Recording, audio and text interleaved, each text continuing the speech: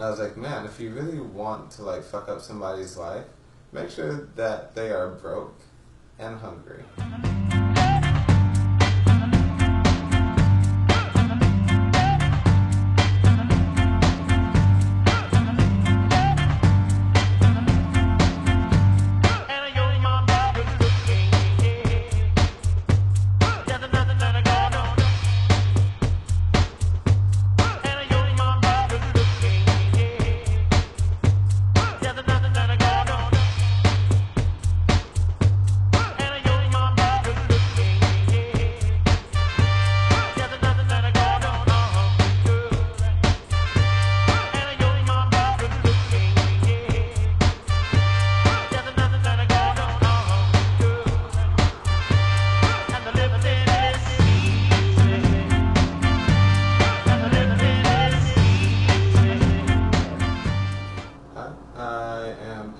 I'm 22 years old and I live in South Lake Union, which is right near downtown Seattle, Washington. I'm Nancy Amadei, and one of the reasons that I'm here to talk to you is because I'm one of the 4 co-conveners of the U District Conversation on Homelessness. My name is Josh. I'm 24 and I live in the Central District. Homelessness in the U District isn't peculiar to the U District. There are bigger factors at play. So starting in 2008, we started into a very deep recession in this country. And many people lost their jobs, lost their homes, lost their livelihood. That certainly increased the homeless population. We all know that. In addition, I think that the changes that have been going on downtown, in downtown Seattle and in some of the suburban areas, have also caused prices to rise in those areas for basic housing.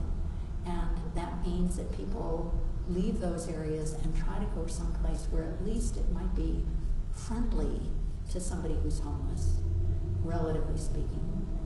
So if you're going to be homeless, you'd probably rather be in a place where people are not going to be nasty to you when you're on the streets, aren't going to be calling the police on you simply because you happen to be sitting on the sidewalk.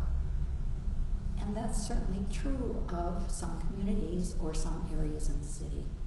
So I think we might be seeing an increase in our community, in part because of things that are going on elsewhere. Basically, it's really difficult to find a good apartment these days because I think there's a lot of shifting going around on the Hill. There's a lot of corporatization and all that stuff, so it's apartments are getting bigger, apartments are getting wealthier, apartments are getting really difficult to find. So what you gonna do? I'm fairly sure I only got this apartment for the price that it was because there's a construction site, because the building behind us is getting destroyed because it's filled with asbestos. We have so much more housing and it's so much more expensive. It used to be possible for somebody to come here either as a student or somebody who was getting a job and just who liked the idea of being around a university area. They could pick up a room in a rooming house, or they could pick up a very small apartment or something on a relatively low salary. Now, I don't know exactly what the numbers are, but every time I hear somebody tell me what they're paying just to have one room in a shared house or one tiny efficiency apartment, I'm just shocked by how expensive it is to live here. And when you look at the prices for the houses that are being sold in the nearby neighborhoods, my goodness, it's almost always 6 figures or more. People will put signs outside their houses and they'll say the asking price is $1 million something, and it gets snapped up. That's a huge change. This used to be an affordable neighborhood, for the most part. Today, I don't think anybody would call it that. This apartment's $700, plus utilities, but my utilities for this month were $14. So, not really crying over it. The prices I saw for 1 bedroom out of it in a house could range anywhere between $400 and $800, depending on what the house was. I live in the downtown area. I pay $864 in rent, which is actually about 40% of my income, and I know that it should be no more than like 30%. But that's a sacrifice that I have to make in order to live in an area where I feel both safe and I feel like I can get back and forth to work fairly easily and have like decent food in the area. So with the low income housing, even though I made too much money to live in home, I didn't make enough money. I didn't make enough money to live at Bellwether Housing or any other low income housings around here. In Seattle, the Capitol Hill Housing and all the other ones, I didn't make enough money to qualify for any of them. And then for market rate housing, which I got into right now, the apartments, luckily, because they don't have that rule where you have to make 2.5 times the rent. Although they do have that rule now, they didn't when I got in. So if they did have that rule back then, I wouldn't have made it. So like for me, like if I'm going to move into an apartment that's $700 a month, that's going to take up all my month of working from one job, and then the rest of my money coming in from all my, I guess, odd jobs, or it's like for other stuff. If I didn't end up with that job right when I did, I would have lost my housing.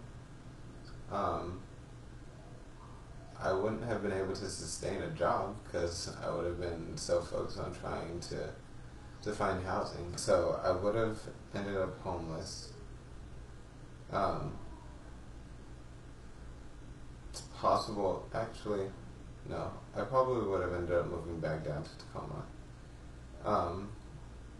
I would have just been switching between friends again in Tacoma, and that would have been really difficult considering that my job was in Belltown.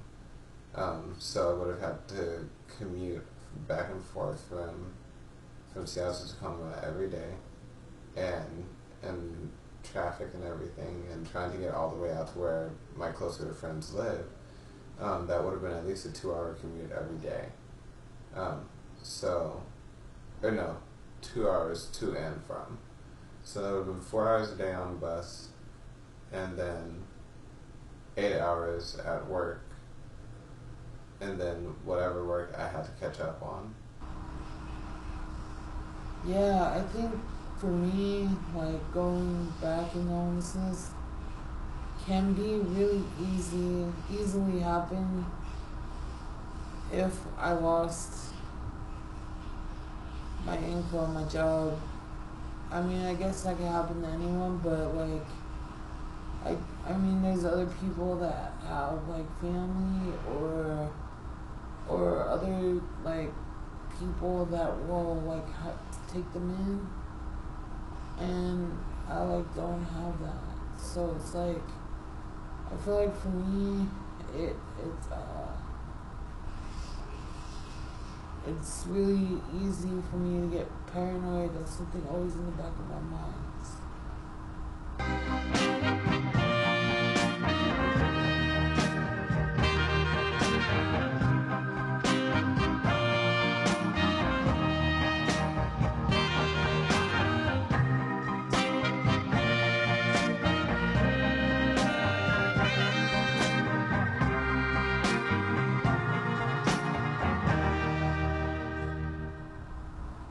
I would definitely say for Seattle, the city of Seattle, I think they've done a lot, way better job than so many other cities and counties and states where being homeless is like banned, criminalized, to have a blanket outside and all that stuff. So I think the city of Seattle is doing pretty well when I compare it to all this other stuff.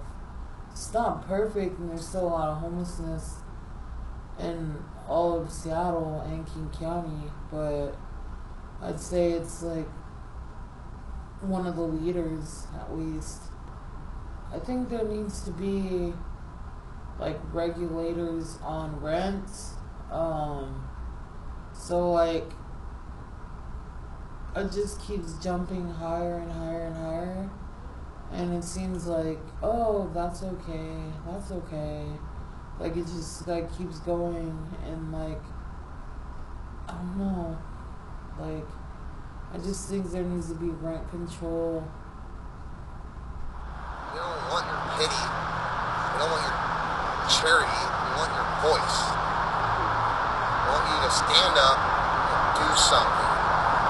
Stand up and help change these laws and change these programs that aren't working, that have been flawed for 2 decades, that are still running off the same model.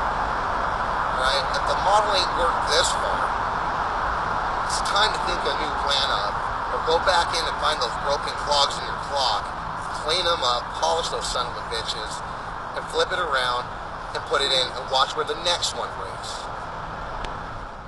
Because one of the things that has me feeling a bit upbeat is the fact that not only did the mayor propose extra money when he proposed his budget this fall, but city council members then said, yes, and let's put even more in the city budget for affordable housing and related services for people who are homeless. And again, it's not going to be the whole answer, but they are stepping up to recognizing that there is the need and coming up with some resources to help meet that need. Plus, the city has created a task group that includes people from the community who have worked on homelessness for a very long time to come up with recommendations for the mayor as to what do we do, what should we be doing for the next 20 years or 10 years or whatever period of time. It is not being shunted under the carpet. It is being discussed, and whatever comes out of that task group and whatever comes out of the city budget process is going to be fodder for a very long and I hope very vibrant conversation. And I often think, boy, we ought to be able to do so much more through the University of Washington. I don't think we're tapping nearly as much of the potential as we could be. I think this is the kind of place that has a lot of caring, smart people. And one way or another, we have to harness the smarts and the caring and the ability to get something done. They have foundation, was thought up by a group of individuals from the streets that were tired of being pushed around, being swept under the rug, not seeing any real changes, or, but all this money's going out from the government and everywhere else for all these programs. Homelessness was growing at a rapid rate. So evidently they're not doing something right. So we all sat together and figured out the best way to do it is stand together like the family we are and try to fight for a change. Compassion is a powerful thing. Compassion is understanding. Compassion is, I think, one of the most important things in the world, for not just for others, but for yourself as well. I think it is a disgrace that we have not found a way to make sure that everybody at least has a safe place to stay at night. I don't have any fancy answer for this. We ought to be doing this. This should be obvious.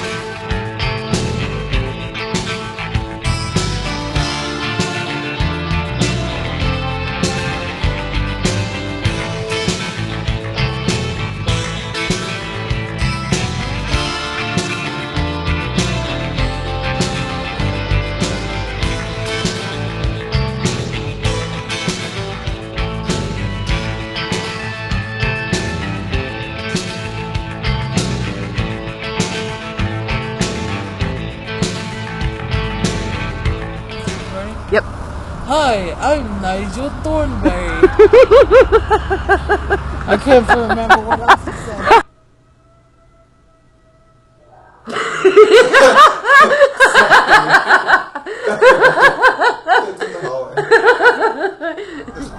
Are you actually recording it now? Oh, that's great. Anyways, so the reason I do what I'm doing is I live this life. I've been a part of this community for a very long time. Here, you can take your camera back now. Please hold all comments until I give a shit.